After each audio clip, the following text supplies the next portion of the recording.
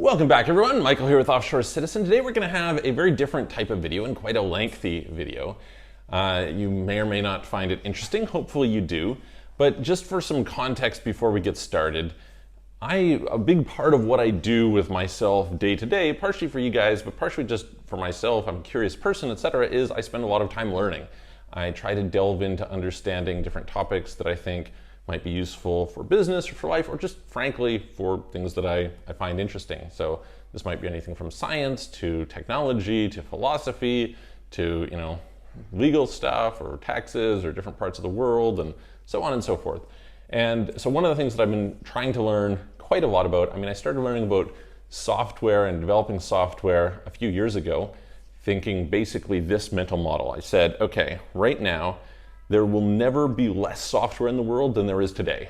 And as a result, if I want to compete in the world, if I'm going out and I'm running a business and my competitors, understand software development and I don't, then clearly they're gonna eat me for lunch. So I better figure that out. And so I started to learn that and I threw myself in wholeheartedly, especially I quite enjoyed databases, so I did all kinds of stuff with databases. And I have some software that I've been building since then, and it's kind of an ongoing thing to develop software because I think it's pretty cool.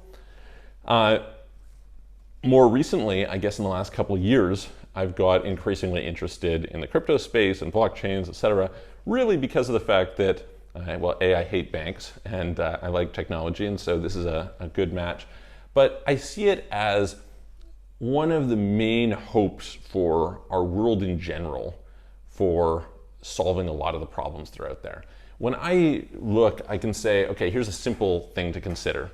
The richest man in the world 100 years ago, by most metrics, lived worse than the average person today. Average lifespan, education, or access to education, travel, et cetera, right? There's many, many regards. Of course, there's a few things, maybe quality of food has probably dropped down. Of course, they probably had access to servants and things that the average person don't. But by many, many metrics, the average person today is better off than the richest person in the world then. And you can ask the question, why is that, right? It's, in my opinion, almost nothing to do with politicians. Politics is a bunch of garbage for the most part. I don't think it's mostly, the NGOs and social justice and on and on and on. Although, of course, for some people that obviously had a positive effect. You can think about, various different rights movements, etc. But to me, the biggest reason is technology. What we have today is a lot more technology than we did then, and this has changed the environment that we live in.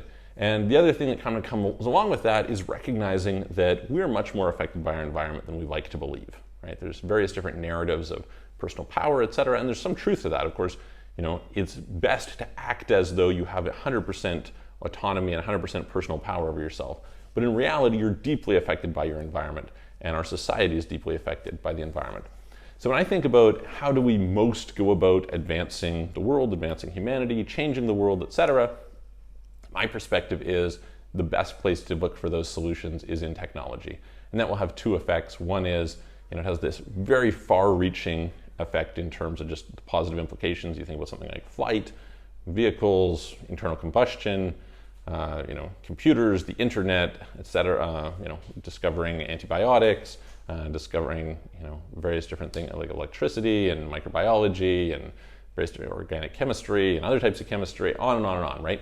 These things have a very far-reaching, powerful effect on improving people's lives for generations to come, hypothetically indefinitely, right? So this is really worthwhile pursuits. At the same time, these will shape the environment that we exist in and have an effect that is hard to reproduce in other ways. And I'll give you a negative example of that is social media. Generally speaking, I think you can make the argument that in terms of people's psychology, in terms of the polarity within society, etc., this has been driven a lot by social media, the rise of social media. Now, there's lots of positives, lots of pluses that go along with that, but there's also some negatives.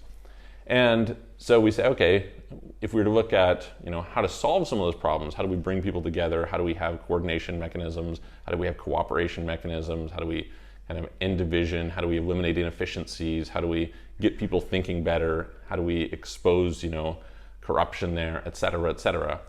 I think that searching for those solutions, again, in technology and creating an environment that drives people in a particular direction is really positive.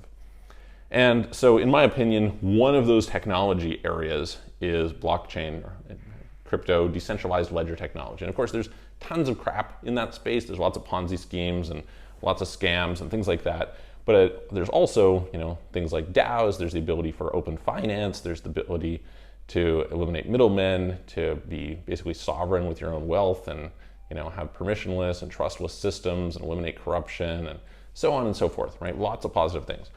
And what that has driven me to is to going and investigating a lot about the space, trying to understand the technology, understanding protocols, understanding things like various cryptographic functions, understanding how there's various different attacks on cryptographic networks and on consensus algorithms or consensus-based networks, etc.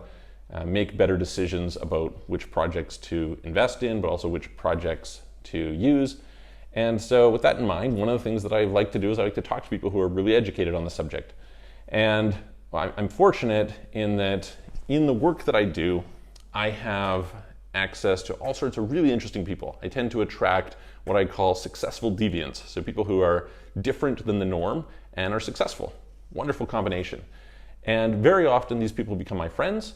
And so one of these is the people from Second Renaissance Capital, who are great people. They've done super well with their fund investing, and it turns out the one co-founder is really knowledgeable on blockchain and has done some deep analysis. And so in having some conversations with them, I was really interested to learn about some of the protocols and how they compare and to get their insights. And I figured, why not film this for you guys? And if you like it, you can let me know. Maybe you're going to think it's over your head. Maybe you're going to think that it's nonsense. But I wanted to film it and put it out there. And it was, partially for me, and then, hopefully other people can also enjoy it. So what follows is an interview that I did with Marco, or actually part of an interview. And if you guys are interested, you want to support them, like I said, they've done really well as a fund, and they seem to have really great insights. I've certainly benefited from some advice that they've given me in terms of different positions to take, different projects to look at, etc. So I'll put a link below if you want to reach out to them. It's like inquiries@secondrenaissance.com, and so you can go and check that out. But hopefully you enjoy the interview. I'm going to post a bunch of interviews over the next little while. Again, it's kind of a way for me to take some of what it is that I'm doing in another area of life, which is learning, etc., meeting people, building relationships, etc., and share it with you a little bit. And so I hope you enjoy it. If you do, let me know. If you don't, hey, tell me that too. I would appreciate it. So without further ado, here is the conversation I had the other day with Marco from Second Renaissance Capital, and talking about blockchain. Okay, welcome everybody. We are super excited to have Marco from Second Renaissance Capital here. Thanks, Marco. Good to have you with us today. My pleasure to be here, Michael. Yeah, so you're talking to us from Colombia today.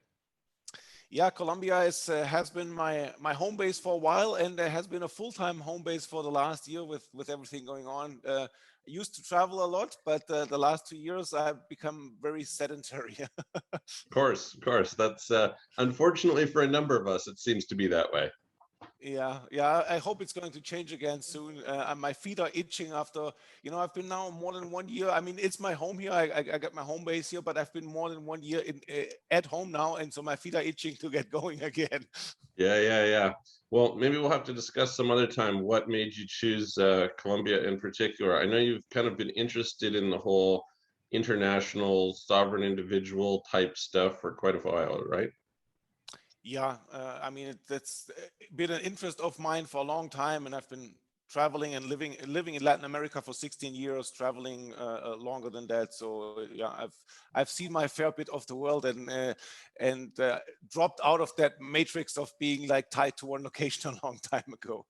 Yeah, absolutely. Cool. Well, that's for another time. Maybe to start off with today, because I'm excited to dive into all the crypto and blockchain and investing things with you.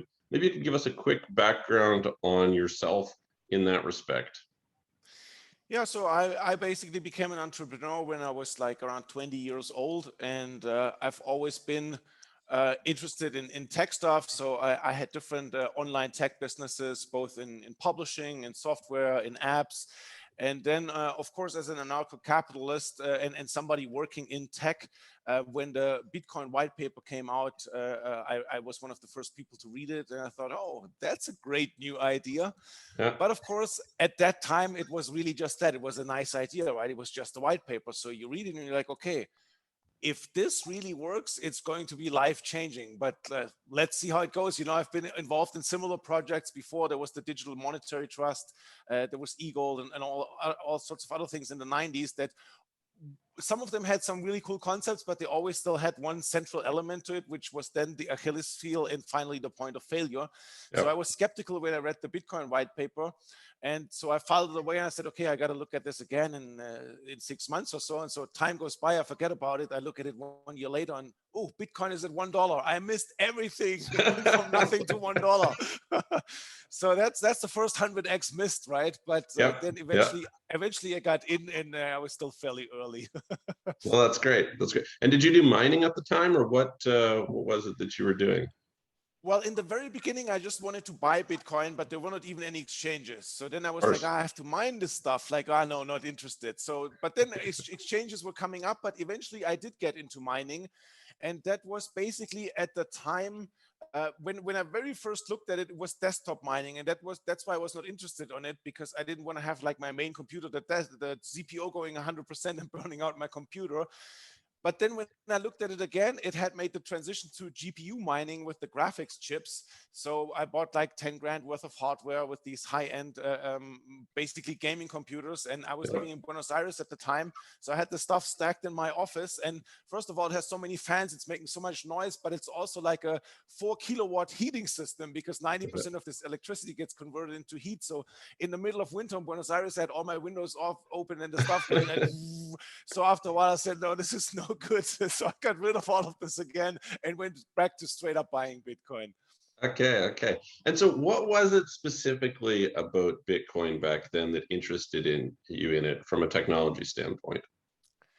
Well, the core essence that makes it so valuable is that it's decentralized, and that gives it the properties of making it permissionless, censorship resistant, and then of course also the monetary design. You know, obviously money printing has been an increasingly bigger problem, or has become an increasingly bigger problem over time. And with the properties that Bitcoin has, with like a very limited inflation nowadays, very similar to gold, maybe 2% a year. So that's obviously a design that retains value much better. But then again, with these properties of being permissionless and censorship resistant, decentralized, it means you can be self-sovereign with your money. And of course, that was very appealing to me. Yeah, it's one of the things I've started telling people of late is, if you care about freedom, you should care about crypto, because how else are you going to be able to control your financial resources?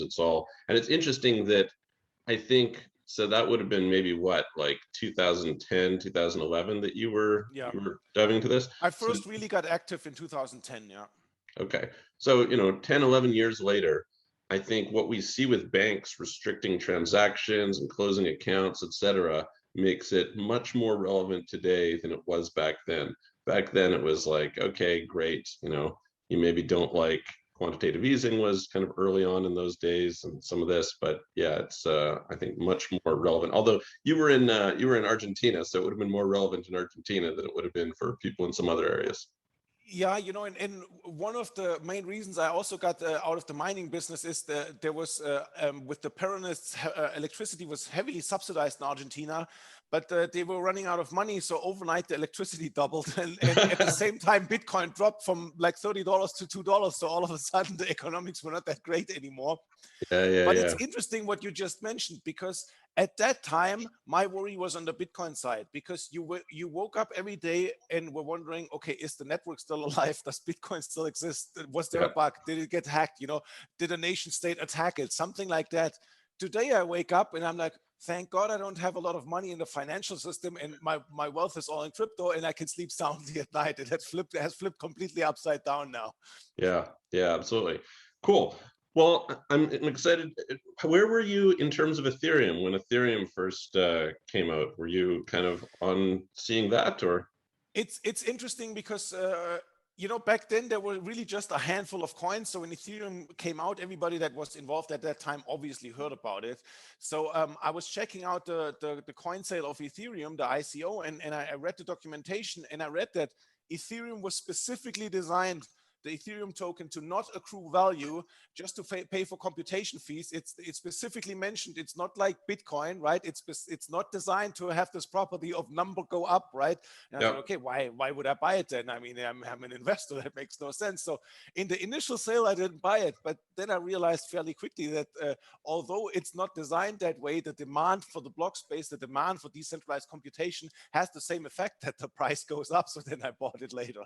Okay, sounds good. And so what did you think about that? Like, I mean, there's obviously Bitcoin maximalists out there, and you guys obviously invest in much more than Bitcoin. So, you know, this has to carry with it a certain thesis about crypto. And I don't really like to say blockchain, and I'm going to get into that later because that's where a lot of my questions lie. But decentralized ledger technology, obviously, you have an interest in that. So, how did you view Ethereum and some of these when they came out? I mean, for me, in the early years, it was really frustrating because for a long time we had Bitcoin, and then there was just like, I mean, stuff like Litecoin that is basically Bitcoin with one variable changed, like nothing different. And for many years, I was always like checking the news, and I'm like, okay, we have this new technology. It's not just Bitcoin. It's like a decentralized system that can be applied to literally anything, and nothing was happening for years. So I was really getting really frustrated and didn't understand why this development is not happening.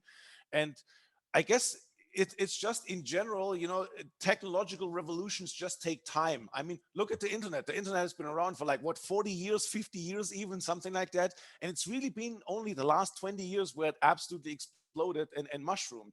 And it's the same with the fundamentals of blockchain technology or crypto. You know, that it takes a while to get into the minds of the general population and the development population, and for ideas to spring up, and then for this ecosystem to grow.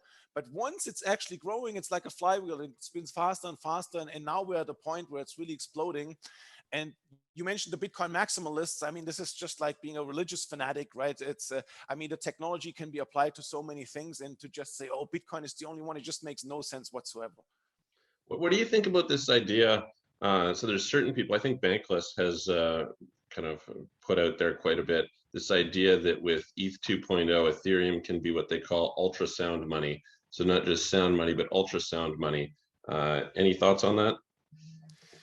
I mean, in terms of the inflation, yes, but that still doesn't make it a good money, because you need more properties than just the inflation side. You know, you also need the capacity and the cost and the time to finality to all be. I mean, you go somewhere and pay a coffee, you want the transaction to go through within a few seconds maximum. You don't want to wait around for a few minutes for the payment to clear.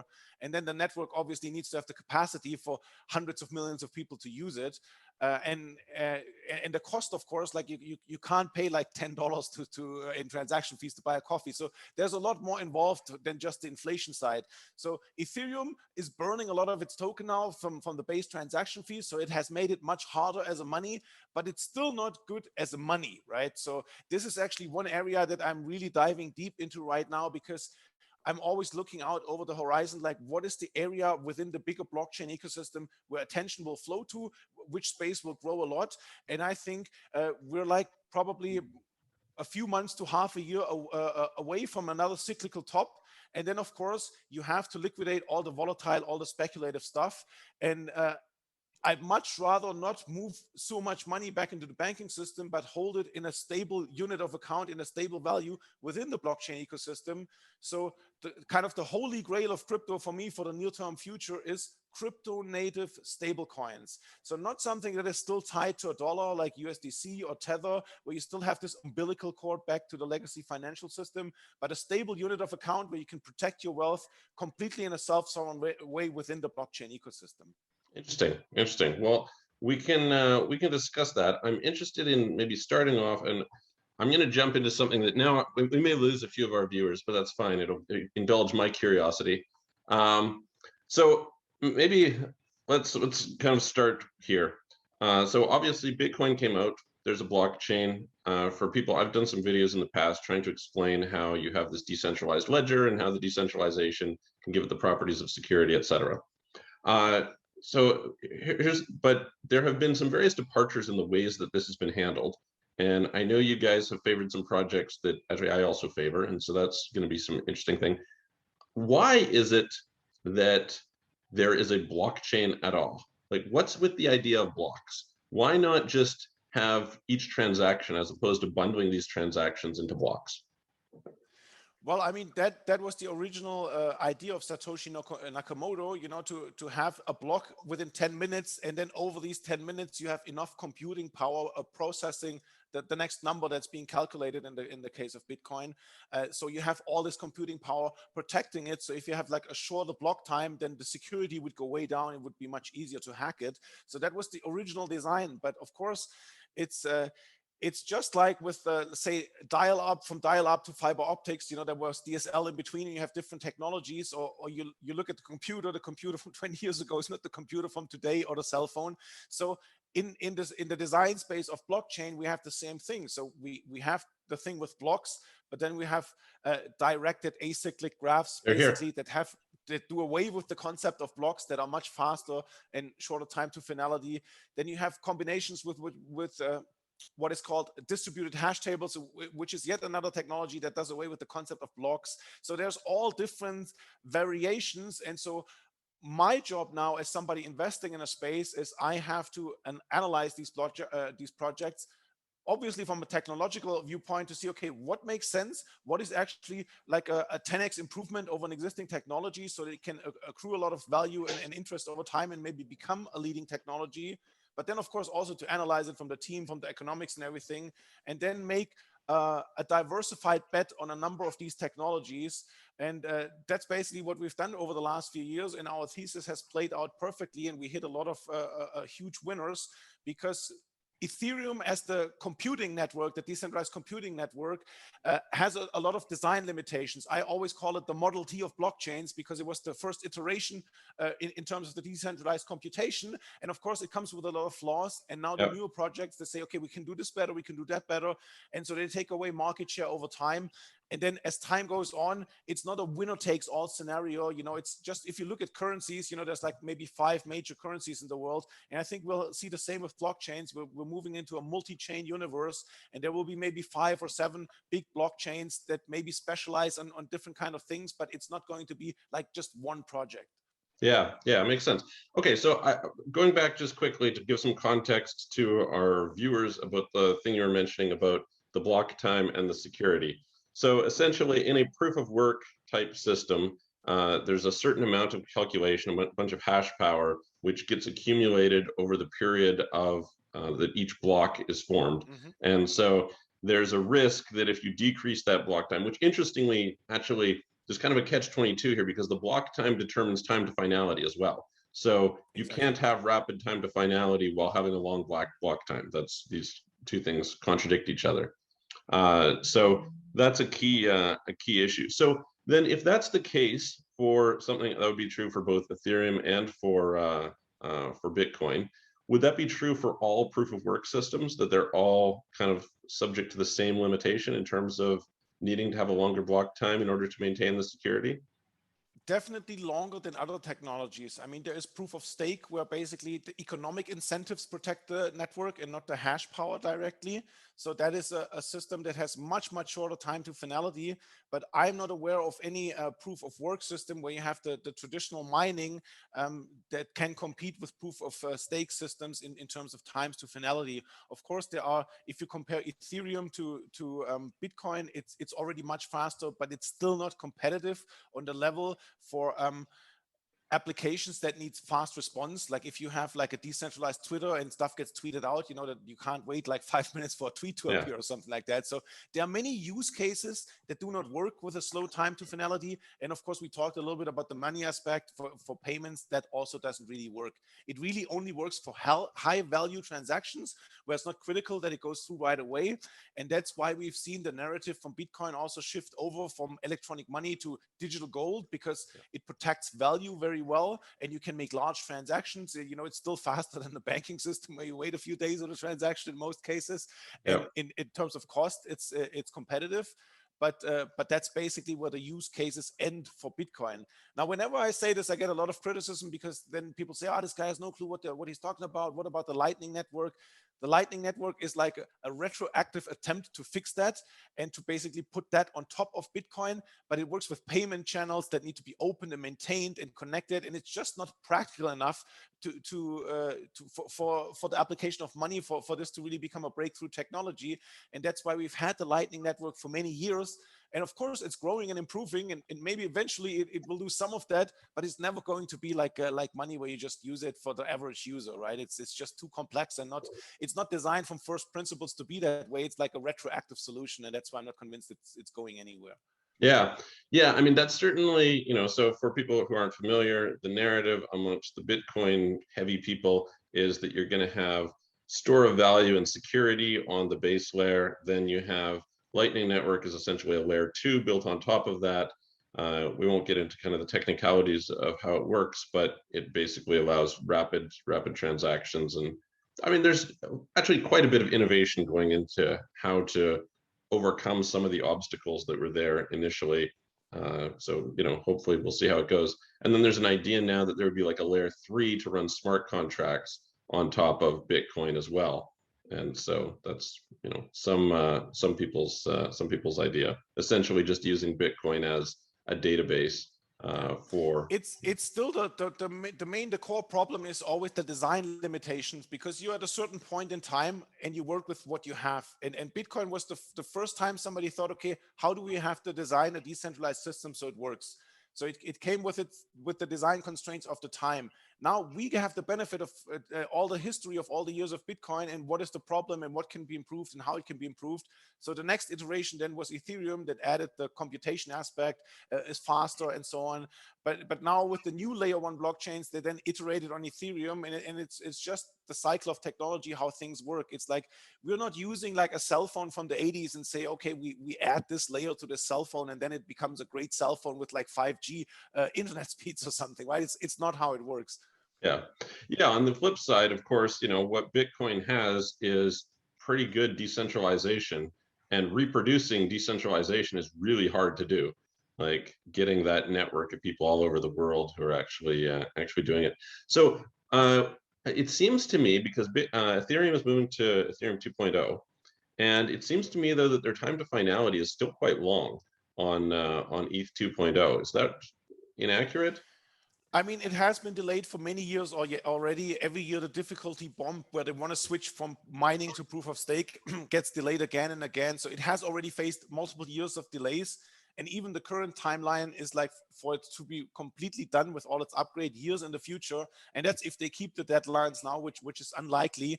So eventually they will obviously get there, but the same point still applies. They still have the time or the technological constraints from the initial design. So the way they basically want to fix some of the bottlenecks is with sharding. And the best way to understand this is like in the supermarket, instead of one cashier that has a big line behind it, now you have 5 cashiers and the lines are accordingly shorter.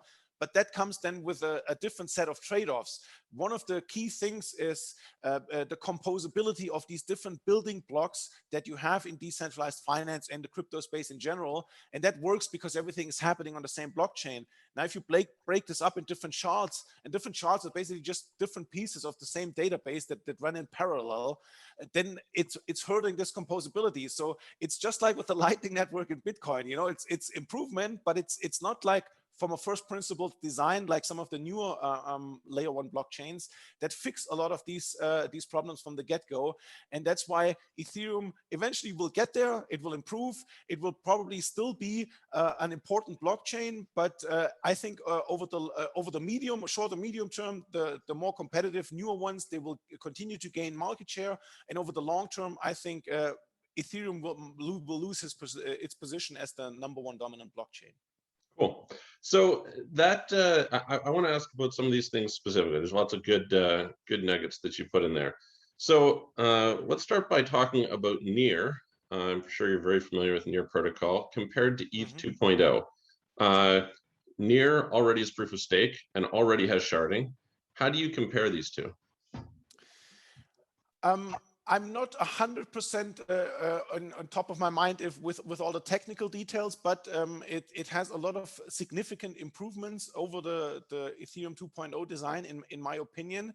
And now basically it boils down to network effects. Like the reason that Ethereum retains so much market share is because everybody's building on the Ethereum virtual machine. Everybody knows the Solidity programming language. So it has the biggest ecosystem of developers and the biggest ecosystem of applications. And that is something tough to overcome. On the other hand, though, we have a rapidly growing market. So for something to take over, you don't necessarily need to take away market share from Ethereum. You just need to draw in the new people to your network and your ecosystem. So now I think just last week, Near launched an $800 million ecosystem fund. So that's a lot of dry powder to get people incentivized to build stuff on Near and to grow the community. So I think Near is one of the projects that will do very well. Yeah, I mean, it's done well the last little while. That seems to be the case when they start doing incentives that the chain does well. And there's some really interesting things about Near from a usability standpoint, like they have human readable addresses, which is kind of nice. Yeah, that's good. Yeah, exactly. So little things like that. The way they do their wallet addresses is way better, or the way they do their wallets is much better than the way Ethereum does it, and some other things like that. So interesting. But that's still based on a blockchain approach, isn't it? Yes. Yeah. And so if we were to contrast that, go over to kind of the other approach, it seems to me that we can kind of loosely divide the different technologies into two categories. One is ones that have blockchains and the other are DAGs. Do you want to give a quick little explanation for what a DAG is and how it's different from a blockchain? Yeah, I mean, without graphs, it's difficult to explain it for people really to grasp it, because a DAG basically looks a little bit like a spider web, where basically you have the different transactions and basically they get connected just in one direction, and it happens instantly. And so it's very different from a blockchain design where everything gets grouped into a block, and then once this block is finalized, it comes the next block. The DAG is much faster, because it's like the name suggests, it's acyclical, so you don't have the block time. It happens right away, and it just moves into one direction, and that's how it's able to resolve itself. But it's a very deeply technical, complex thing to really do it justice. I think it's very difficult to just with audio. Yeah, I mean, so I was interested in it because I love graph databases. Like, to me, I think about it more from a database technology standpoint than from a crypto standpoint at all. And to me, graph databases make a lot more sense than relational databases. So for anyone who has a background and understands the idea that essentially, what is the most basic database? It's basically like a spreadsheet, right? It's just, you have rows and columns.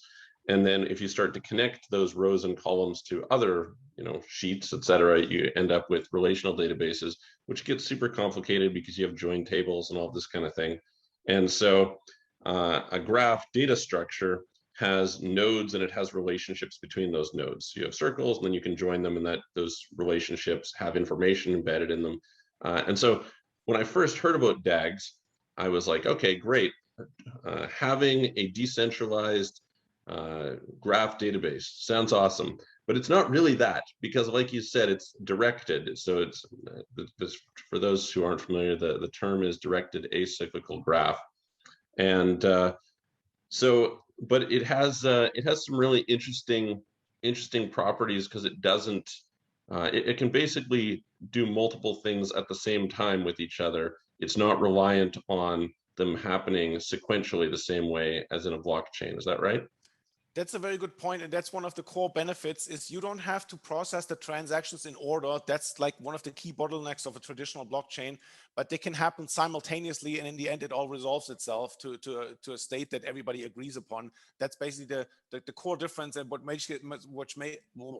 makes it so fast and gives it such a fast time to finality.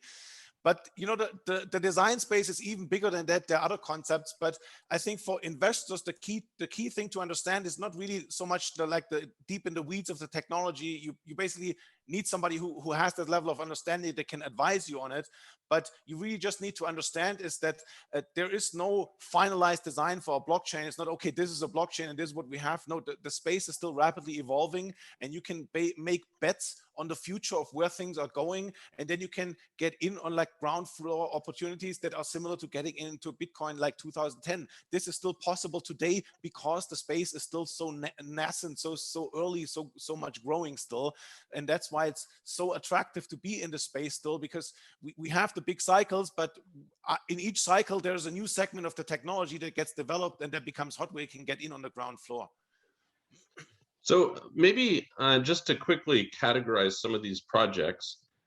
So in the space of blockchains, so not DAGs, we would have, of course, Bitcoin, we would have Ethereum, we would have Elrond. Is Elrond a blockchain? It is, right? Yeah, it's a blockchain, yeah. And Elrond is basically built off of the Algorand kind of ecosystem and technology and kind of iterated on top of it. So that would be another one, right?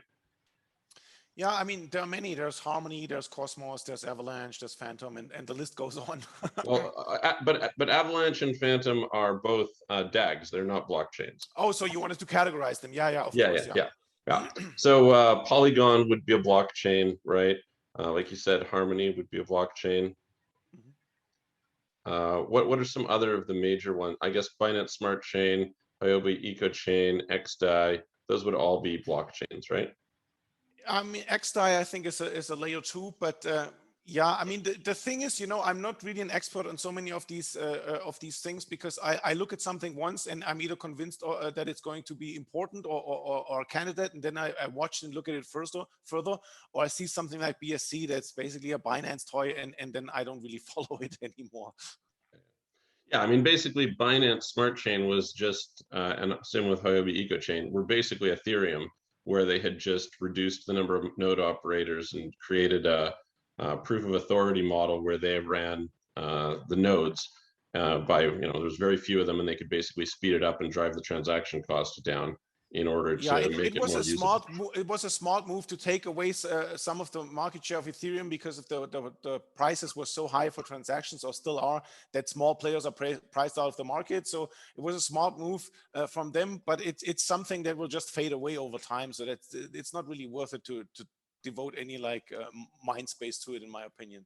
Yeah, I would tend to agree. I tend to think the same about Polygon and Harmony. What would your thoughts be? Do you see them as kind of similar? I mean, Harmony said it was Ethereum Polygon is exactly the same thing. You know, for a time, even Binance held the majority of the voting power. So it's a decentralization of one entity. So it's there's many things I don't like about it. So you know, for me, there's so much input and so many new technologies and protocols coming out. So even in my case, specializing on blockchains and protocols and basically ignoring everything else within the blockchain ecosystem, even with specialized attention, it's very hard to keep up. So once I look at something and I see, okay, this is not something worthwhile for the future, I immediately discard it, and I really focus my attention just on all the important stuff that is up and coming. Because even if it passes my filters, there's still so much to analyze. So and I also, you know, once I look at something and I discard it, then I basically immediately forget all the technical details, because there's just so much new input all the time. Yeah, that's somewhat understandable. So let's go through some of the ones that you find interesting. So Algorand, do you find it interesting or not? Not so much, no. What about Elrond? I mean, it's okay. It's okay, but I also don't think it will be a huge player in the future. Any reason specifically what makes you think that about it? I mean, just in terms of the attention it has gotten in the technology it has, it's decent technology, but if you cannot attract enough developers and ecosystem partners, then long term you're not going to survive, or you're like some small niche player maybe. So it might be, of course, that I'm wrong about it, but there are some that are like technologically decent and okay. Like I would include Harmony and Elrond in the same category there, but I just think there are other ones that have better technology and more mind space, more resources, bigger ecosystems, and I think they will become more dominant. So it's not necessarily that Elrond or Harmony or something will lose. They might find their niche existence and still like 10x or over long term 100x from here. But my focus is basically on these blockchains where I think, okay, if you have 5 big players in the future, like what will be the top 3? Like I want to own the top 3, right? Sure, absolutely. Well, we'll get down to some of that because I'll be curious to hear what you think. But just for people who are interested in going through, what about? So I'm pretty sure I know your thoughts on this one, but what about XRP? What are your thoughts on XRP? Well, XRP is basically a scam. You know, that's basically it has nothing to do even with the blockchain. You know, there's an unlimited supply of token, and it's just a vehicle for the inside of XRP to dump on stupid retail investors. That's all it is. And nobody even really uses this. You know, I mean, I made a lot of money on XRP because when it first came out, it was one of the few projects. There was only a handful, and was like an interesting concept. But then it slowly devolved into, I don't know, I don't even follow it anymore for many years. Just because so much like questionable things going on there, and it was designed like for banks, and no bank really uses it, and there's just so many things wrong with it. What about so the sister of it, was it more interesting to you, XLM? Yes, I mean, Stellar is probably a little bit better because they saw what's going on there, and then they forked off and probably also made some improvements. But I was never really a big fan of that technology, and given that it was so early, Stellar, it's also never really broken through on a really mass scale. So I don't think this is going to happen now. So it's not something I devote any attention to. I'm guessing you are not particularly interested in kind of the 2017 generation, like EOS, Tron, those guys? I mean, EOS and Tron, you know, I mean, EOS raised what, $4.2 billion, so they had the resources, but to begin with, the technology was really shit, and it also had a really bad wallet experience. I think that hindered it a lot too. So, but it would have never been able to compete with like a decent technology in the first place. And Tron, I mean, you know, Justin Sun, I mean, he's a brilliant marketer, but also lots of questionable things he's doing, and it's not really leading in anything other than marketing. So that's not a recipe for survival long term. Yeah. One that I'm kind of interested in because, well, maybe I'll ask you this question that kind of leads into it. It sounds from what you're saying like you believe in a multi-chain future, that there's not just going to be one. Yeah. So as soon as we say that there's going to be a multi-chain future, we have to have some sort of interoperability between the different chains. And we have to kind of figure out, okay, how do we have assets and information travel from one chain to another? What are your thoughts on Icon and the way that they kind of take that approach first? It's also like a 2017 generation blockchain, and you know, I think because of this hub and spoke model that they have, it's still like an inherently centralized design from design principle. So and it's also kind of faded away. I mean, I don't really hear anybody talking about Icon much anymore. So I don't think they might become or stay relevant in Korea because they have a lot of attention in Korea. They're a project out of Korea. But I don't think they will be one of the major players. But what you say in general with the interoperability, that is a very important concept. And people also have to understand it goes way beyond blockchains. That, you know, the way I explain it always is with multiple layers, and for the bigger blockchain ecosystem, and blockchains itself are one of the core layers. But then there's like a protocol layer where you have all these protocols that are basically like blockchains, but they're designed just for specific functions. So it could be like a database layer. It could be an interoperability layer that moves assets from one blockchain to another. And there's so many like specialized applications that all will find in this protocol layer. And in the end, you know, you have to imagine it like a brain with all the synapses and everything connected, and or like a spider web, and everything gets increasingly more connected and increasingly works better together. So now you can build an application that basically runs on one blockchain or even on multiple blockchains, and then pulls in storage from another specialized protocol, does operability via another protocol, has a unified login system from yet another protocol. So it's basically very modular, and you take basically all these different pieces, and that's what we basically then call Web3. Once you have the applications that make use of all of these decentralized technologies, which of this concept was still at the very beginning, but this is the future we're moving towards. Yeah. I like your analogy of the brain, because the brain has this specialized different areas. You know, you've got areas specialized in sight and taste and sound and so on and so forth. So that's a really interesting analogy. I'm going to borrow that one from you.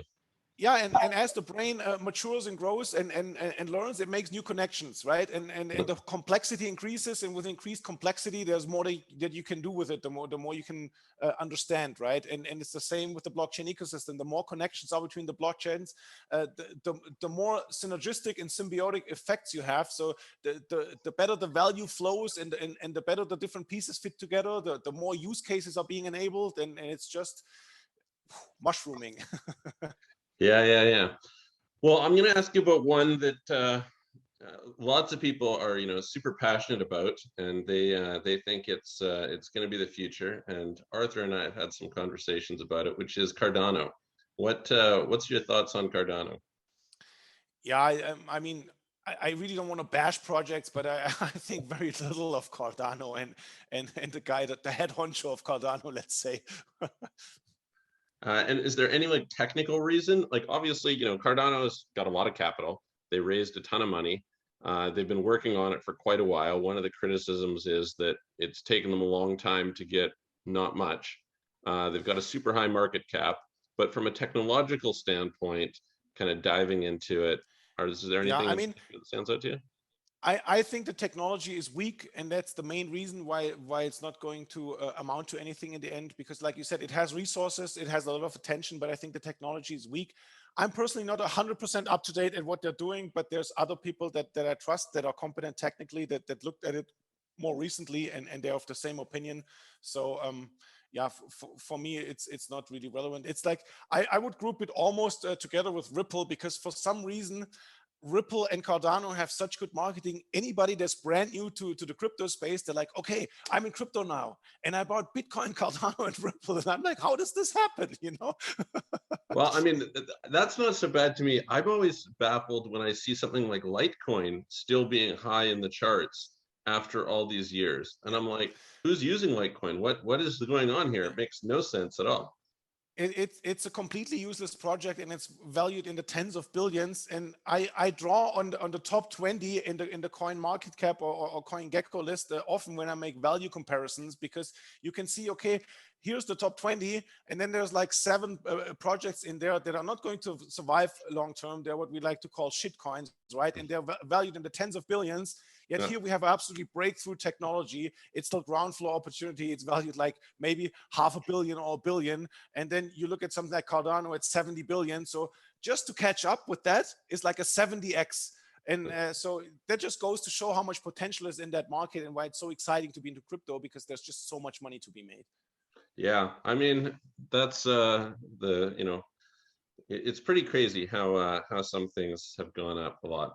So that brings me on to one that is very focused on interoperability. What about Polkadot?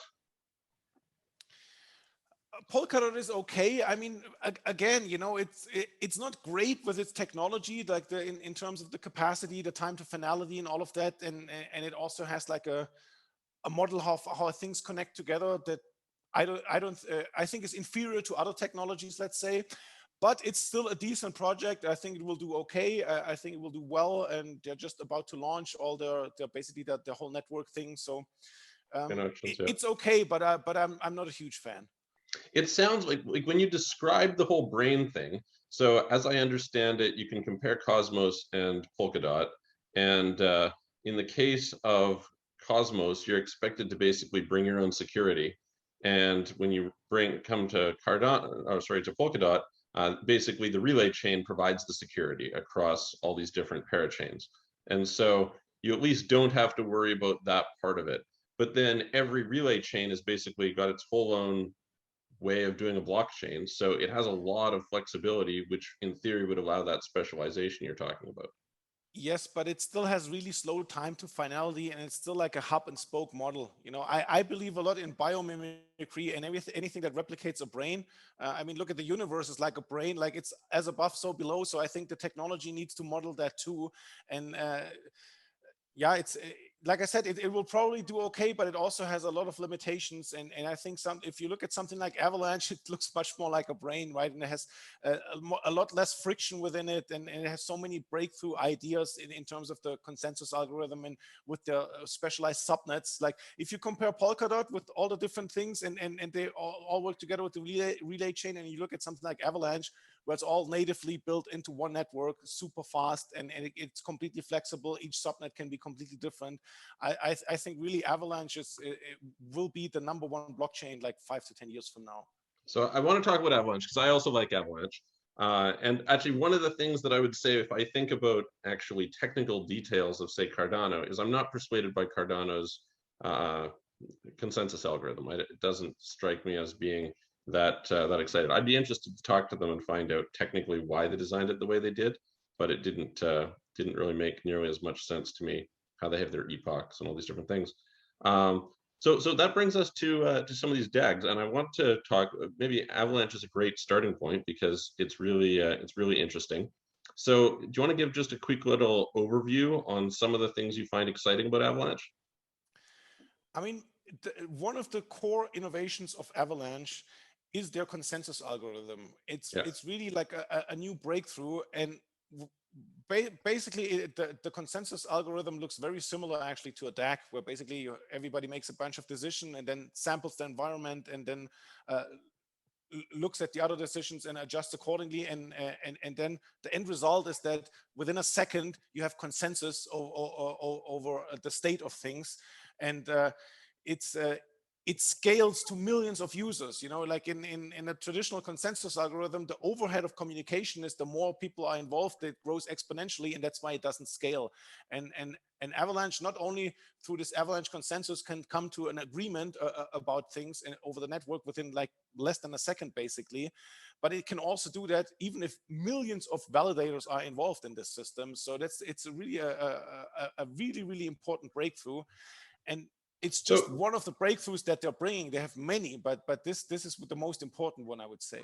So I have a question about that, because, okay, so you've got the consensus algorithm, and of course, for anyone who doesn't know, it's quite famous. There was 3, I believe it was, professors of mathematics who basically had looked at the Nakamoto consensus algorithm, which is common in Bitcoin, and they said, well, this is really not that great a consensus algorithm, and if you could build it from the ground up, how would you build kind of the ideal consensus algorithm? And that became the basis for the Avalanche consensus algorithm, which is, I mean, I liken it a little bit like a game of Go, actually. I don't know if you've played Go, but basically you have, it's called Avalanche, and I think the official name for the consensus algorithm is like the snowball consensus algorithm. Snowman. I mean, there's different elements to it, but I think that's getting too much in the weeds where we'll basically lose everybody. Yeah, but I'm interested in it, so I'm not really too concerned about. I'm interested in learning, so I'll learn for me. So that's quite interesting. But one of the things that kind of I wonder about in that, and honestly, I kind of wonder this based partially on my personal experiences using Avalanche as well, is they say, okay, sub-second finality. I think I've heard somewhere 2.7 seconds. But the reality is that the latency for sending signals between computers all over the world should mean that it would exceed that amount. So have you looked into that at all? Like whether they can actually, I know they can make those claims and you can, maybe fulfill it on a small network, but if you have to actually have a lot of communications going around the world, just the latency time for the signals going from one place to another should make that not possible. The thing is, it happens all in parallel. So if you have a low latency to send a signal around the world is what, 200 milliseconds or something. So I don't think that's really an issue, because also in the end, is it 0.8 seconds or 1.5 seconds? Does it really make a difference? Maybe for some really specialized niche use cases, but for most stuff it doesn't, right? Yeah, there's like one of the ones that I had a conversation with a developer about that was comparing it is Solana, because Solana has optimized for latency, right? They're very aggressive on that. And basically the exchange that they made was they were switching bandwidth for compute and saying, okay, we're going to optimize for, we're going to increase the amount of compute, but we're going to decrease the amount of bandwidth in order to achieve higher latency or lower latency, sorry, which would therefore enable a bunch of these other use cases.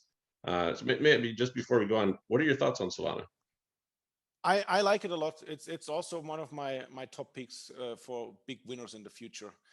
I mean, you know, there's the blockchains in general, they make, of course, multiple trade-offs. They make Yes. trade-offs in the consensus algorithm, how they store their data, you know, how the compute requirements to become a node. Like this is really like one of the problems for Solana, for example. You need this really tough hardware, and they're basically making a bet that hardware always gets cheaper over time, and it's not going to be an issue. But getting back to Avalanche really quick, where you're saying the latency about sending everything around the world, it's also not an issue because of their subnet design, because every subnet is like a separate universe, and in each subnet you have like a relatively small subset of validators, and only they have to come to consensus. So it's not like if you take Solana, you have like one global network and everything has to come to consensus. With Avalanche, it looks like much more like a brain. Like you have all the little specialized areas and they do their own thing, and then they just send it to the neocortex, right? So maybe, yeah, that's one of the things that I'd love to hear from you on. So can you explain a little bit about how the subnet model works in Avalanche? Yeah, so basically one of the designs of, or one of the core design breakthroughs also of Avalanche is in a typical blockchain, you have like one big database and one network. And if it's sharded, it's processed in parallel, but it's still just one. In Avalanche, you have one chain that is super fast, that sits at the top of everything, that everyone has to validate.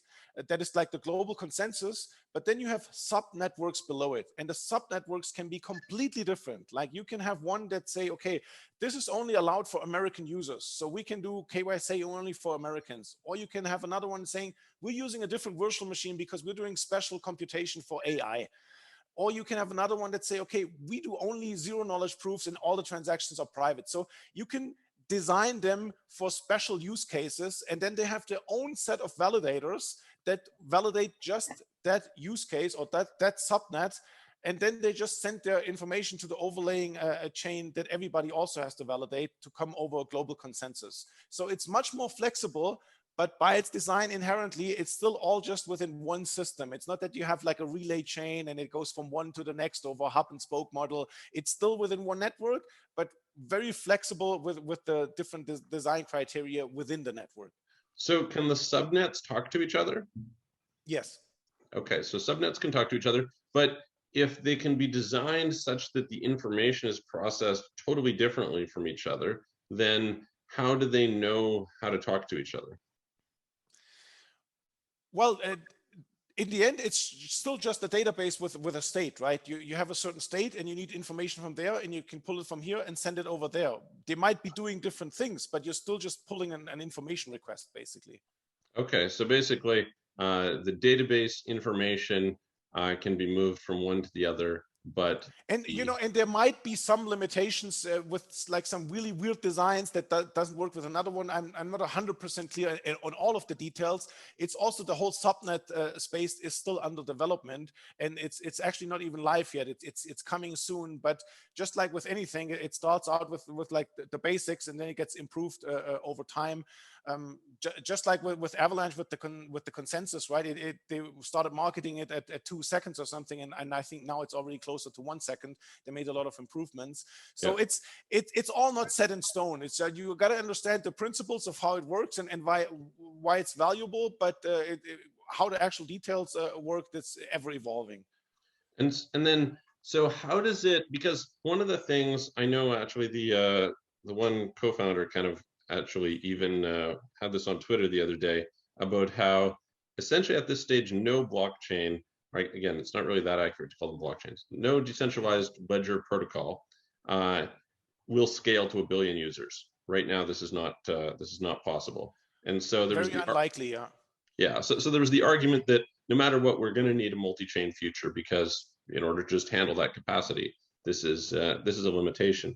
And Avalanche, some of the things they've done that are super cool, like you can run an Avalanche node from a laptop on Raspberry Pi super easily. It's very low hardware requirements. They did something called the pruning recently, reducing the size for storage, which is really cool. So there's a bunch of things like that that I really like about it. Makes it much more accessible, allows there to be a lot more node operators, therefore more decentralized, and things like this. But I'm wondering how the subnets can maintain security if without kind of overloading the main net? Like, how does that work? It seems to me like in order to provide the security, you would need to have the information on the main net, but the subnets, how does that work? It's because the main platform chain, every subnet, the validators in every subnet also have to validate the main chain. So the main chain has the maximum security because all the validators and all the network with all the subnet combined, they all validate also the main chain. Okay. So basically, because they're doing that, they're basically validating it back and then kind of confirming that validation at the subnet level. Is that right? I mean, a validator can be a validator on multiple subnets, but it always has to be also a validator on the main network. To make the whole design work. Interesting. Yeah, it's a cool concept because basically this opens up the possibility, for example, that enterprises can build their own subnet just for, say, within that company, right? Yeah, I mean, that's an interesting point you make, because if you look back like 2017, 18, like every big company said, oh no, we have a pilot project blockchain. And then you never heard anything about it anymore because it all fizzles out. Because what they then, I guess, realized that, okay, you can put something in a blockchain, but if you're still just one entity, like what's the benefit? You just might continue using what you're already having. Number one, in terms of no decentralization, and number B, it's a separate island, it's not connected to anything. So it really only works if you can do it that is connected to the whole blockchain universe, right? To the whole blockchain ecosystem. And with Avalanche, you can do that in a really neat way, because you can say, okay, on our subnet, let's say you're a multinational company, only our offices from across the world can become validators, and we can like validate all our data on our own subnet, but we can still interact with the global crypto economy and have a seamless interaction. And that's then when enterprise blockchain, which then in this case is not enterprise blockchain, it's just a subnet on Avalanche, that's when it works, when it starts working.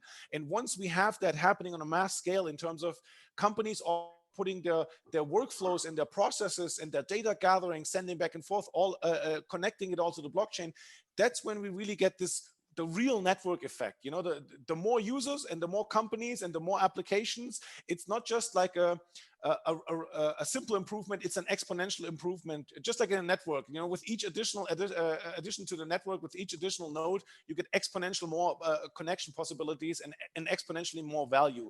And if you look at it in general, like we have like a few dozen, maybe 100 million users that just basically hold crypto, but there's like almost 8 billion people there, and like, of course, hundreds of thousands of businesses and all kinds of institutions, and they all have to yet come online. So we're still at the very beginning of that, because even now we're talking about Avalanche, and most people probably don't even really know what we're talking about, but this is the fundamental technology that enables all of that. Yeah, absolutely. I think that's quite interesting. So let's see here, some other questions around Avalanche specifically. So in these subnets, because one of the big problems in crypto in general, and I'd love to hear if you have a thesis on this or some projects, but is the idea that it's public. So you could go and pay for, you know, a cup of coffee and dox yourself, you know, show that your wallet has $10 million in it. And so we kind of need to solve this as well. You know, a big enterprise is not going to want to put their proprietary or confidential data onto a blockchain that's public. Are they able to maintain privacy on their subnet and then just say, hey, listen, just how does that work? Yes, because it depends on how the subnet is designed. If it has a virtual machine that supports, for example, zero knowledge proofs, that's basically you can prove information about something, data point or identity or value or whatever, without revealing the actual thing. That's basically what a zero knowledge proof is. And so this enables them privacy. So you can say, if your company say, you have to send a proof of something from one department to the other, you can do that publicly if you do it with privacy technology like zero knowledge proofs. You can say, okay, I have this, it's validated, you can send it to the other one because of the zero knowledge proof. They know that it's true without you actually telling like the value or what it is that you validated. Now, this doesn't like solve all the problems, but it solves a lot of problems. And actually, privacy on the blockchain is one of the big frontiers, because that's something that needs to be in place for the global economy to move into the blockchain ecosystem, because especially as a company, you cannot have transparently your transactions on a blockchain, right? It's not feasible. And as a private individual, you also want to have privacy. It's like it's one of the fundamental rights or fundamental necessities to have like a civilization, right? So it's very, very crucially important. And this is still the cutting edge of cryptography and of blockchain technology. And I'm always saying, like, the logical end state where we're getting at is maximum decentralization and maximum privacy. And the only reason why we're not there yet is because it's a gradual process. You know, this happens over time. The technology needs to develop, the networks need to develop and grow. And so this will be an end state rather than something that you start with. Do you have opinions of some of the other privacy technologies? Probably the two most best known being Zcash and Monero. I mean, Zcash, I think, also works with a zero knowledge technology. Yep. I haven't looked at them in many years, so I don't know what they've done in the meanwhile. Monero, I would be very skeptical, because what they're doing is called a ring signature. And all that is basically is you take, like, let's say 100 transactions and you mix them all together. And then you are one of 100. But the link is not cryptographically broken. So I think somebody like the NSA with the data centers, they can probably read very well what you're doing if you're using Monero. That doesn't mean they necessarily target you, but I just don't think it's really bulletproof. Versus if you have a cryptographic solution like zero knowledge proofs, it is absolutely bulletproof, because then you get a new coin by proving that you put an old coin in a pool, but there is no link at all. So it's completely broken and you have guaranteed privacy. So that's much more secure.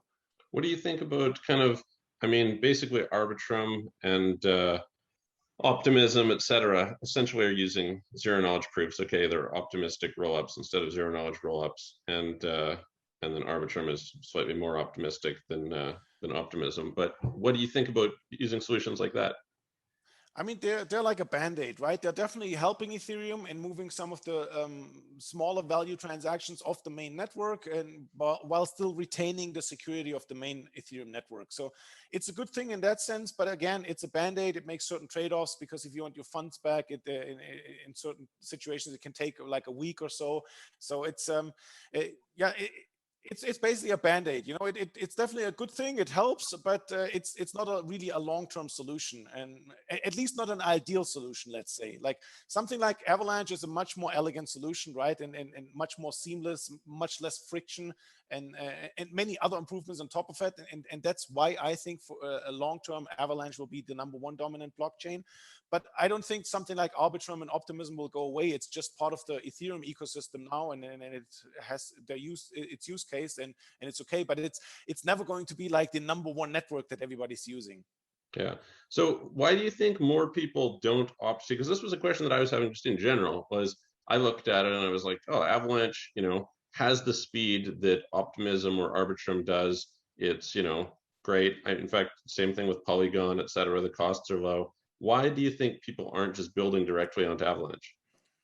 Well, they are. A lot of them are, but it's just, when somebody that really understands the stuff like you and we look at it and we're like, yeah, this is brilliant. This is the next big thing. But millions and millions of people have to catch up with this reality, and it just takes time. And then the network effects are important, and to also the tooling and everything, that the whole ecosystem around it needs to be built, and people need to get educated, and the applications need to be there, and all of this just needs time. I think 5 years from now, everybody will say, yeah, obviously Avalanche is the most important one, but we're still on the way there.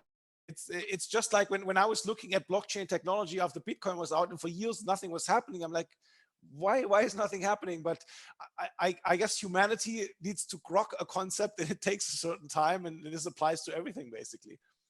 Interesting.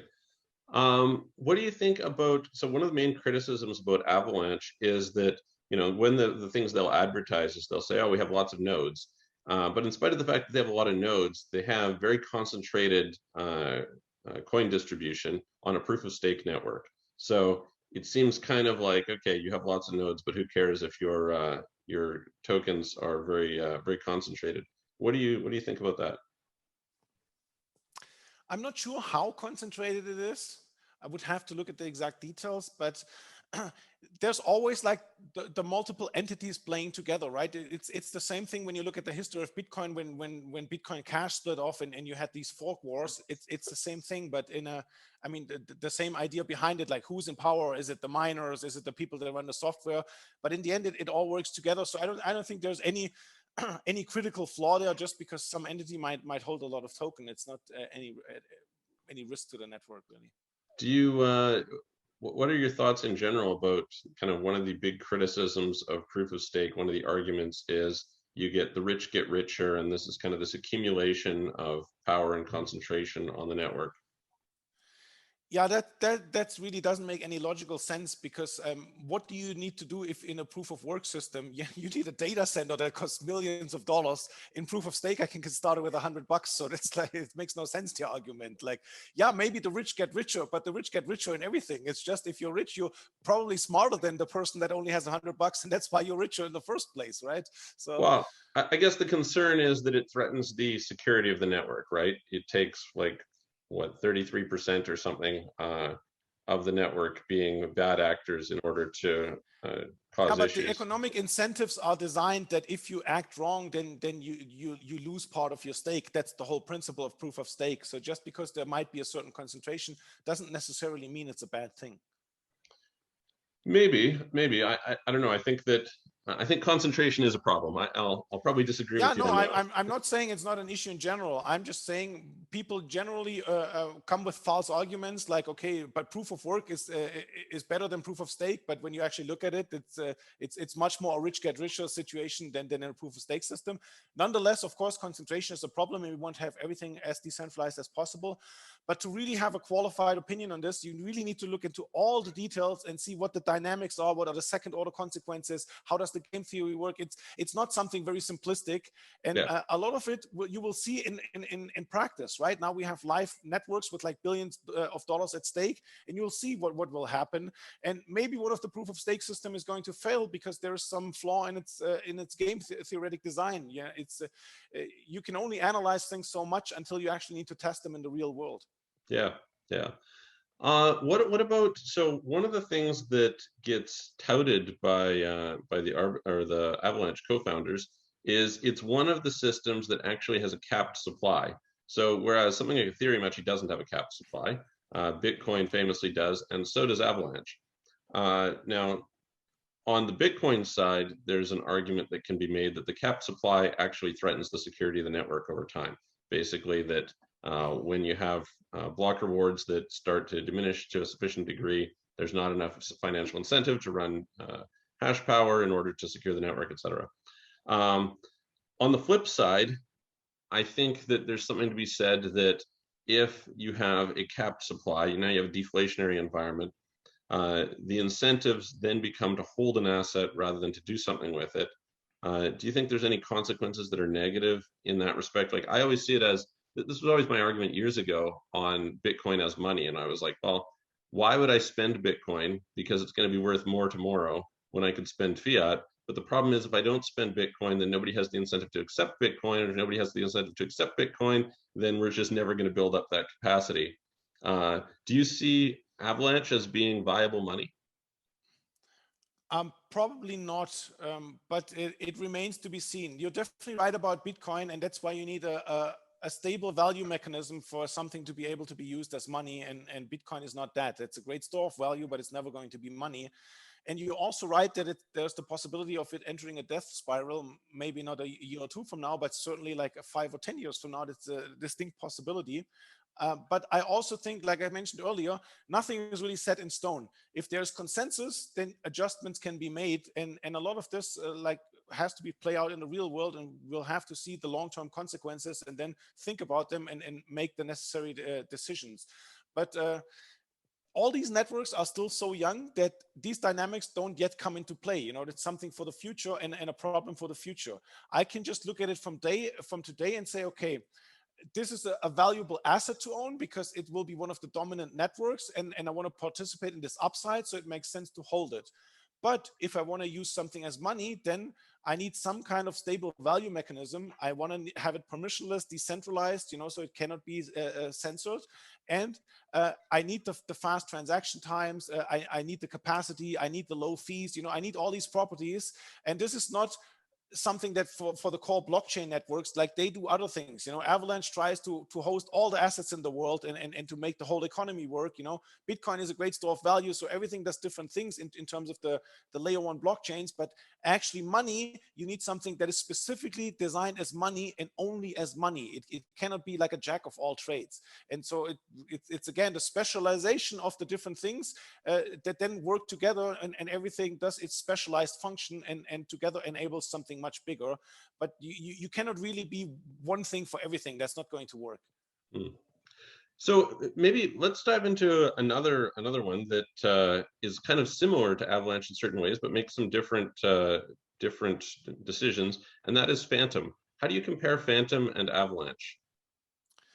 Well, Fantom doesn't have this the subnet technology. It's basically one big network, and it is super fast and super cheap, and it has a lot of capacity. So it can host a lot of use cases, and it's great for DeFi because the fees are close to zero.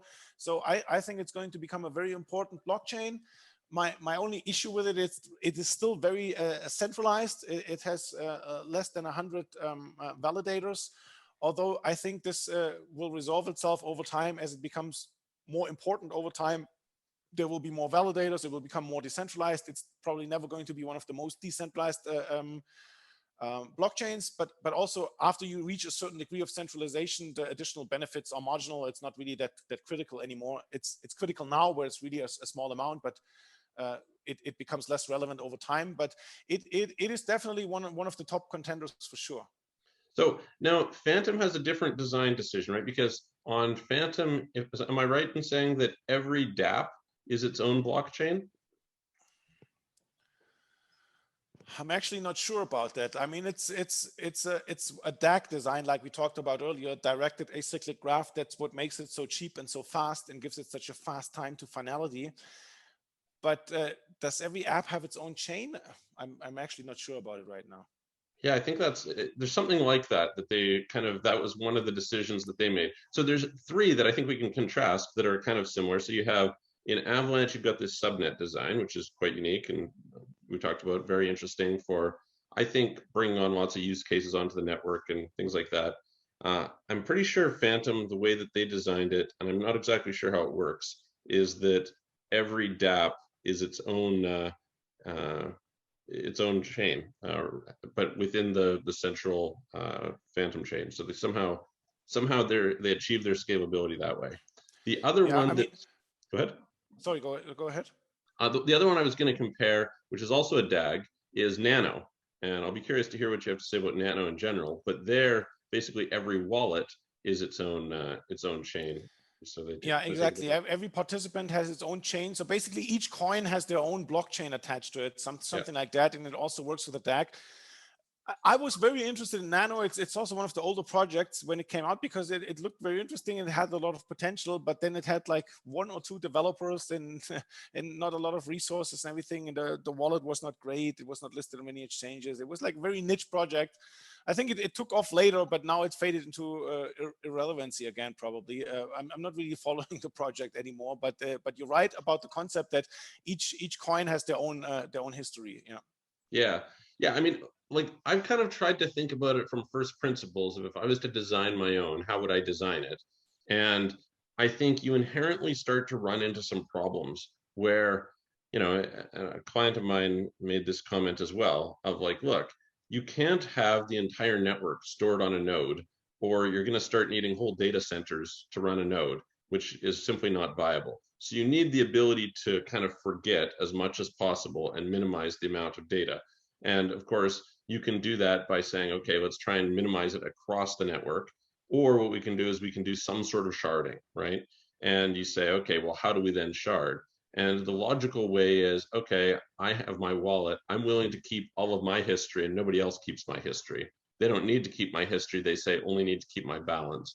And the thing I think is interesting about Nano is it's specifically trying to be money, right? It's specifically trying to say, hey, listen, let's do transactions. Let's run out there and try and make it. I mean, it's actually literally free, I believe, is the way that they do their transactions. They're super fast, super cheap, and I mean, it's an interesting concept. What would you say is kind of like the failures of Nano to get adopted as money?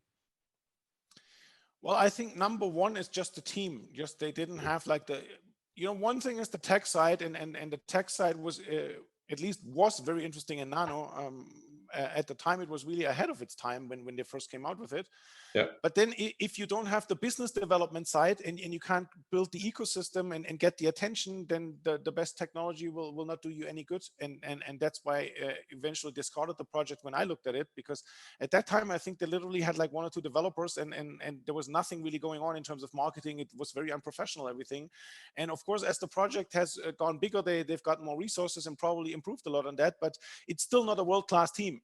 And you want to be global money, you need a world-class team. It's not going to happen just because you have good technology.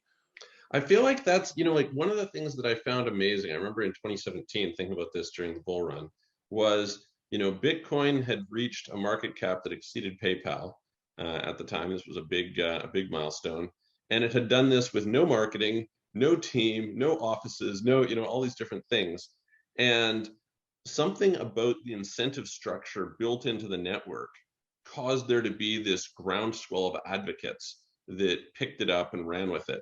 And so I wonder, what is necessary in order to build that kind of incentive structure into a project so that it doesn't need to be run centrally from a team. It's like, okay, it can kind of have a life of its own. I mean, almost all of these projects, they have some form of token, like literally 99.9% of them. So if you hold a token, you have an economic incentive, right? But the community still doesn't form itself. You have to seed the initial community and build that and also build, maintain and grow it, and get more people involved with it. So if you have people holding the token and interested in the project and then they become evangelists, then you have this Bitcoin effect, right? Where you have all these developers contributing, everybody's promoting it, everybody wants to see it succeed and grow.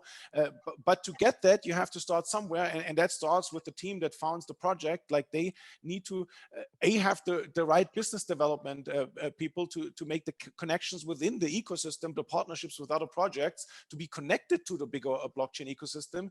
And you need to have the right marketing to create the community. And that's not just the users, that's also the development community. There are many things involved in that, and you as the seeding team that founds that has to create that. Once it reaches a certain size, it kind of like takes on its own life, but you have to get there first.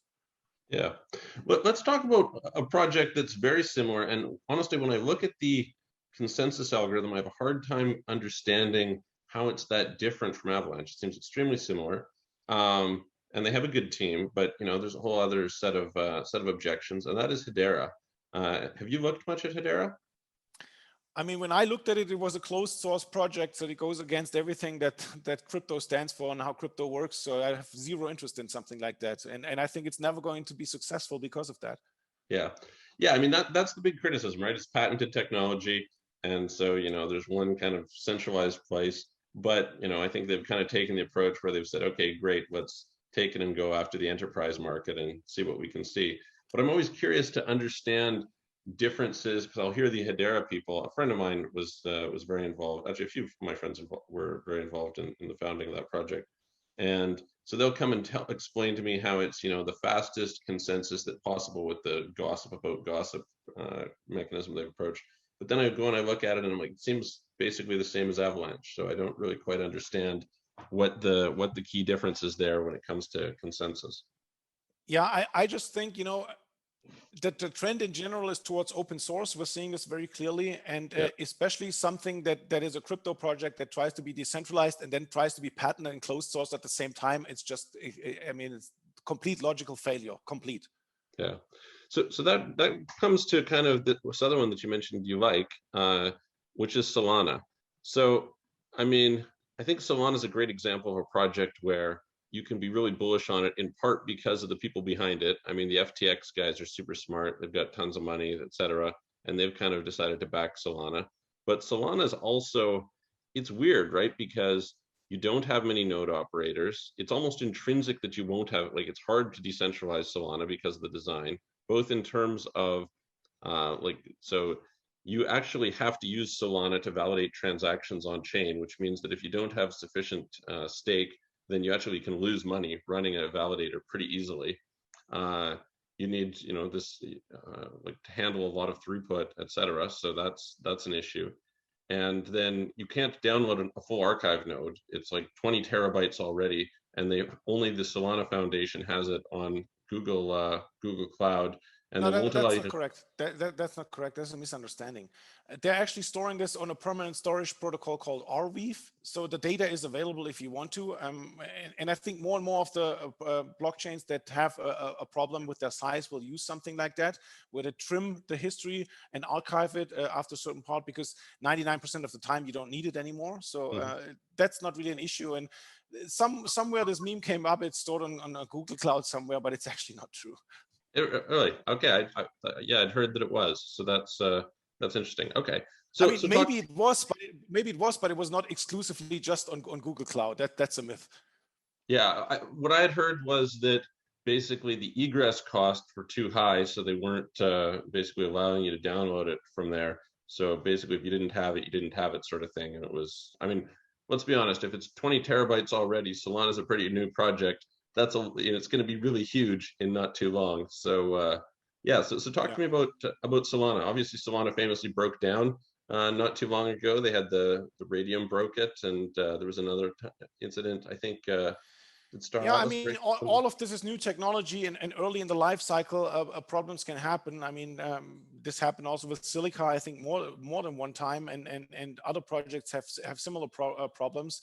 Hopefully, they only happen once or twice and then are resolved forever, and most likely that's the case also with Solana. But you know, one thing is the consensus algorithm and how fast it is, and so on and so forth. But there's so many aspects that play into this, and Solana, for example, works with a different programming language that then has a different sort of trade-offs, enables different sort of use cases. So it's very multidimensional, and it's yet another reason why we'll have more than one dominant blockchain, while we'll have a whole handful or even more that will be important. And so you can judge things on the speed and finality and so on, but then there's like the economic structure, the virtual machine, the programming language. So there's so many elements that play into this, and I think Solana is maybe the only one, if not the only one, certainly the leading one, that is using Rust, which is one of the most popular programming languages. And Near also uses Rust, so that's oh yeah, Near also uses Rust. So yeah, there's multiple dimensions that you have to judge a project from, and in the end, I think all of them that make good trade-offs and offer things that are relevant will find their niche and will grow a lot. Because like I said earlier, it's not a winner takes all scenario. You can be a blockchain that is basically just specialized for one thing, but then become the dominant blockchain in that niche and still grow 1000x. So that's another reason why we will see many of these projects be successful, because there are so many use cases that work better when you have a specialized design for that use case. So what are the use cases that you see that interest you particularly in Solana? I mean, what you can build on it is a bigger universe than something on Ethereum, where you have really slow transactions and all these limitations in terms of cost and capacity. So if you I don't know, in terms of DeFi, if you want to do something with high frequency trading or some trading platform that just needs more speed and more capacity, you can do that. Or if you look at, I don't know, social media, decentralized social media or something, if you have something at extremely low cost and with really fast speed, then...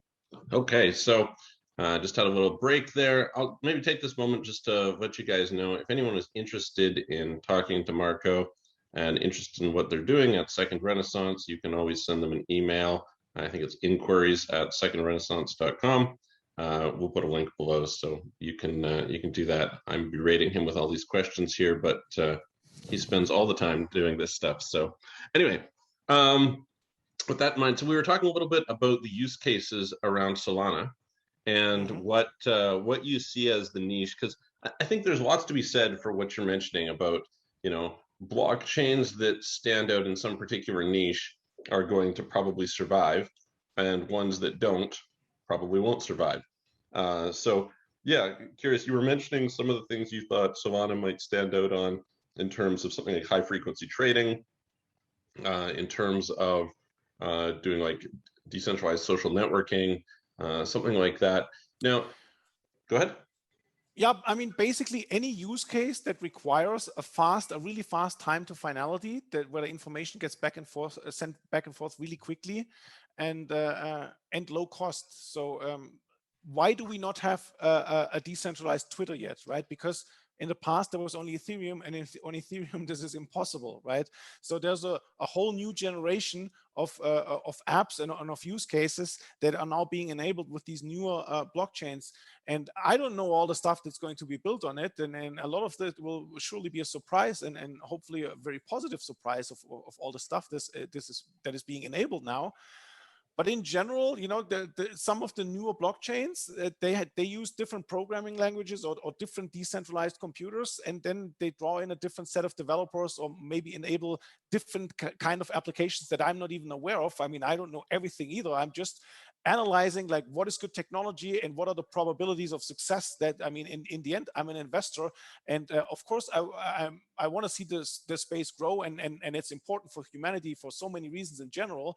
But the bottom line is I'm in it to make money too. So I'm trying to identify the top technology early and then make a bet on it.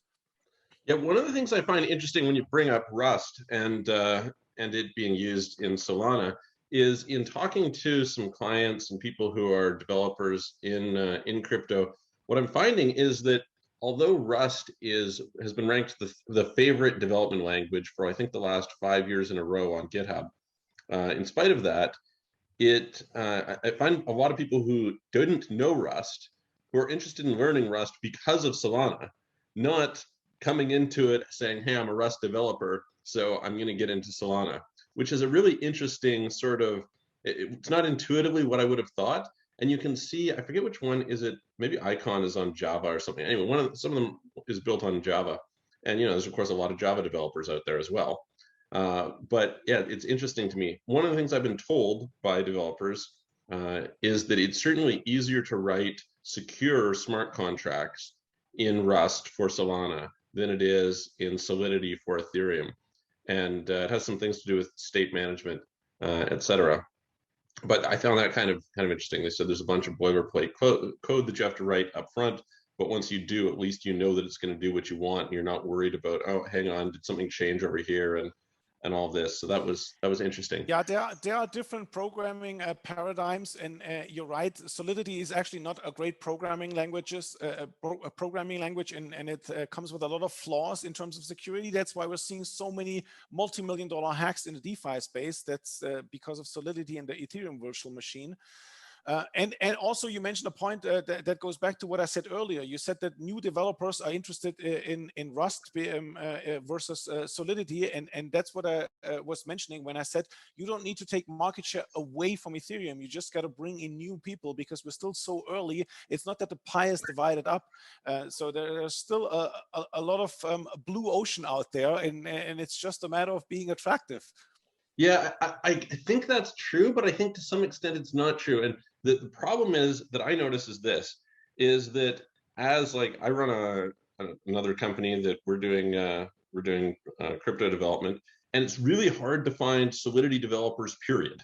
So when you say, hey, listen, I want to go find developers who are going to develop in Haskell, which is the language that Cardano's on. Well, I can't find Solidity developers. There's no chance in hell I can find Haskell developers. So therefore, it's just a non-option. Another nail in the coffin. Yeah, it's like I might want to develop on that thing, and I found this similarly with like I have another software startup that I'm building, and we're using Couchbase, which is a database. And I can tell you, I made like a specific architectural choice to go with Couchbase because of what we're doing, but it's really hard to find Couchbase developers. And as soon as you put yourself in that situation as a company trying to grow, it's really tough. So what ends up happening is you end up making technology choices based on where you can find talent, not technology choices based on what technology is best. And then this creates a reinforcing loop, because now a new developer coming in says, well, where can I get a job? And you say, okay, well, all the jobs are on Solidity because that's where everybody's building. So therefore, I'm going to go learn Solidity, even though it's an inferior thing to learn. And so you get kind of this self-fulfilling flywheel that happens there that makes it really, really difficult to break into. That's kind of what I've noticed. Yeah, I mean, luckily, it's still a very big universe with the different programming languages, and even some of the more obscure ones have their dedicated following, but it's definitely a problem. You don't want to go down the wrong path. And what you mentioned about Solidity, of course, there's so much money in the crypto space now, and everybody needs Solidity developers. So probably an entry-level salary for brand new coders in the 6 figures these days for Solidity. It's crazy, right? I'm sure they get paid very well. You can get tokens of the project you're working on. You could, Yeah. be a millionaire in 2 years, and off you go. So yeah, it's a very crazy space. So one of my questions for you around when you do your analysis of Solana, and you're mentioning the use case, like I understand the low time to finality, et cetera, use cases, but how do you see that competing with Avalanche? Like, what do you see Solana being able to do that Avalanche cannot do? I mean, other than that they're using Rust, and there's not yet a subnet that is using Rust in their virtual machine, I don't think there's anything that you can only do on Solana that you couldn't do on Avalanche, because they're both cheap, they're both fast in terms of finality, they both have a lot of capacity in terms of throughput. So in that sense, they were very similar. Because one of the things that I'm not an expert on it, but I've had some conversations with people, and the thing that struck me as being something that can build on Solana and makes me bullish on Solana is gaming. And that this really low latency optimization, where they've optimized for compute rather than optimizing for some other particular variable, makes it really open to that area. And I noticed, like, I interviewed the guys from Star Atlas not long ago, and so that space seems to be a space that grows, and it seems like something that I'm really not sure that Avalanche can achieve. It might have the fast time to finality, but just that low latency may not enable the same functionality on the gaming front. Yeah. Although that's then again just a certain subset of gaming where you maybe have a 3D shooter where this is really relevant. If you have like a turn-based game or like something like that, it's. But yeah, that's a perfect example of like a really niche use case that you can only do on Solana right now, and I'm sure there are others that we're not even aware of. Yeah, I mean, and I guess that use case could be pretty big. I mean, Fortnite sells more clothes than most clothing companies. There's more digital clothes than most clothing companies sell real clothes. So that kind of tells you something about it. So I mean, in the end, if you look at the world around you, the global economy, everything that involves data, almost every business has some sort of database these days. And I would say probably 80-90+% of the time, there would be a benefit to have this on a permissionless system that is decentralized because of all the benefits it brings in terms of censorship resistance and so on. The efficiencies of having this connected directly to the global economy. So everywhere there are databases, everywhere there are business processes that could benefit from being better connected. So in the really long-term vision, you're seeing that everything is moving to the blockchain ecosystem. And then when this entity, this business, or this person looks, okay, where do I go? Then they look at their specific use case and they say, okay, where's the best match? And it might not even be a technology. It might be where's the biggest economy locally or different characteristics, right? So in the end, we have over the next decades moving everything onto blockchains in terms of apps and business and media and identity management. So many things, right? They will all go into the blockchain ecosystem. And then we have different kinds of layer one blockchains that some specialize in certain things, like just now when we talked about Solana's, others specialize on being able to host assets and be compatible with everything like Avalanche and many others. And we will have an ecosystem with a number of layer one blockchains that host all of that with another layer on top of it with more specialized protocols that do specialized things like databases, file storage, and so on, interoperability. And that's how this basically all comes together in the end in a multi-decade process, just like we saw with the internet boom. So that's interesting. Maybe let's touch a little bit on what you see there, because when I think about Solana, I'm not persuaded that Solana is, and actually, like, I think it's a really interesting question of how much the community actually is going to care about decentralization. Like, I think there's some cases where clearly you need decentralization. Then there's some others where I'm not really sure how much the market is going to decide that decentralization is that important to them. And I'm curious. It is important and it is not important, because as an investor to you, it's very important. As a developer, you're also looking at these things.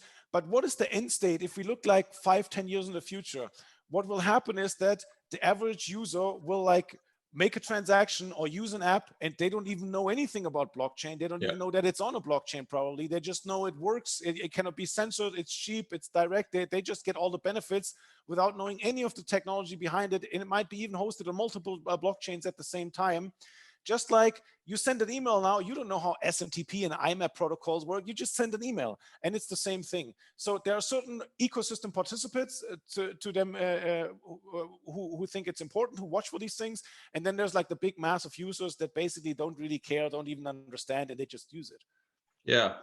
I mean, I guess my thesis, and maybe I'll be completely wrong, is that there's some projects that are going to be really successful, but probably not that decentralized. They might even trend towards more centralization over time, but just they're going to serve a particular use case, and that use case is going to have different value associated with it than other use cases. Couple quick projects that I don't know as much about, but curious your thoughts on them. What about Luna? Any thoughts on Luna? I mean, it's a growing ecosystem. I'm not very bullish on the technology. It has kind of okay technology. I think it will continue to do well, but I'm very skeptical of their stablecoin because I think it has way too much reflexivity. It could easily enter in a death spiral. I mean, there was the drawdown in May and it lost 20% of its peg, so already not a good look. And in a more extreme scenario, I think it could even die. And certainly, if you count on something being worth $1, you don't want to see it drop to 50 cents, even if it's just for like medium or short term in a time frame. But it's if it's a stable coin, it should be stable, right? That's the whole point of it. So I'm skeptical on it. I think there are better projects in the works and better projects out there, but it's a significant ecosystem, and I think it will continue to grow. I just don't think it's one of the top players, so that's why I focus my attention elsewhere. Yeah, it's got a super passionate user base. They've got quite the strong community. For those who don't know, you can earn right now 20% yield on UST, which is stablecoin on Luna on Anchor Protocol. And so there's all kinds of strategies that people have for trying to make money over there. Any specific reasons why you dislike the technology, or you think the technology is maybe inferior to some competitors? I think it was very centralized, and like I said earlier, I look at something, and if I don't like it, then I immediately forget all the details. But I think they might even have used delegated proof of stake. I'm not 100% sure of that, but there was certain aspects of the technology that I didn't like, and then delete next. Just for people who don't understand, I have my own reasons for thinking delegated proof of stake is maybe not optimal. But what's your reason for disliking delegated proof of stake? It's kind of like a 2017 technology that's not very great, like in the end, you have a small set of validators and it brings certain concentration risk with it. And it's just not a very efficient technology. Like the newer consensus algorithms, like Avalanche consensus, for example, are just like light years ahead. Yeah, for me, the way that I would describe it, I interviewed a guy from Thorchain who kind of, I think, described it well, which is you're in a situation where the whole point of proof of stake is supposed to be that there's a certain cost in order to overcome the network. And that cost is prohibitive to being able to do something. But if you can have stake delegated to you, then you can basically access that stake without having to pay for it, which then poses a security risk to the system overall. And that logic made sense to me. Yeah, I would agree.